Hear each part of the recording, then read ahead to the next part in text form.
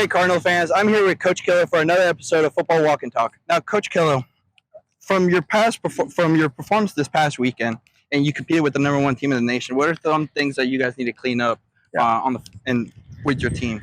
Yeah, I think first I got to clarify that we didn't fly up there just to compete with the #1 team in the country. Like, we have a group of guys that were going up there to win a football game, the staff included. So there was a lot of disappointment, but the issues are fixable and they're identifiable, and sometimes that's kind of the hard thing. They weren't off script; they were just execution things. And games like that, when you're playing in a championship setting, they come down to about 4 or 5 plays. There was about 3 third-down conversions that were mental busts on the back end that we have to get fixed. 2 conversions, and then 1 resulted in a big play touchdown early to the tight end, and then the 2 fourth-down conversions that we didn't convert on offense. Those 5 plays, completely changed the entire football game. So just understanding that it's about 4 to 5 plays that change those championship-style games. And then, so Coach, what was your conversation like in the locker room after the game on Saturday? Positive.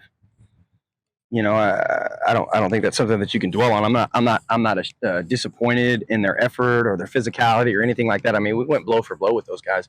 It's just execution things, and it's things that we can build on. You know what I mean? It's week 2 of the season. We just went into a 20,000 screaming fans, a hostile environment, and we performed that well.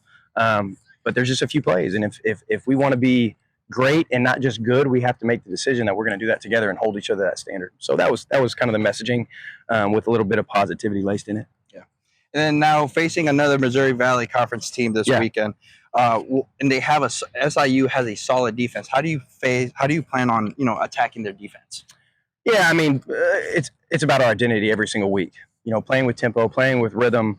Again, we got to be able to run the football. We got to be able to stop the run.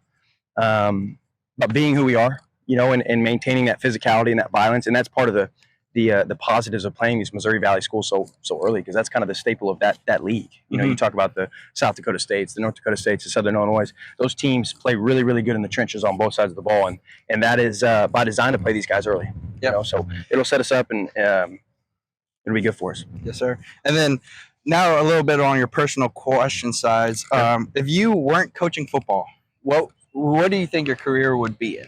Oh, man. Well, I got a finance degree, so I might be on Wall Street. I don't know, an investment banker or something like that, slinging some stocks around or something.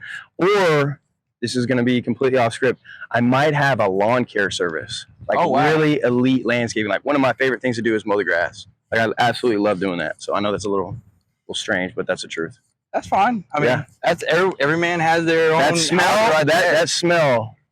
Love that smell of cut grass. Yeah. And then now your last question: what has been your most memorable memory about coaching football?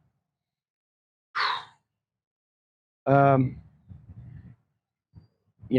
relationships are unbelievable. I could go into detail about the relationships, but probably one moment, the first playoff win at UIW in 2021 when we beat SFA here in overtime.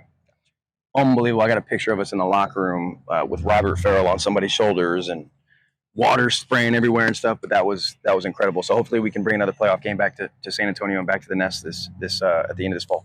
Yeah, playoff wins are very incredible experience to be a part of. No doubt. All right, so that concludes our walk and talk with Coach Killough.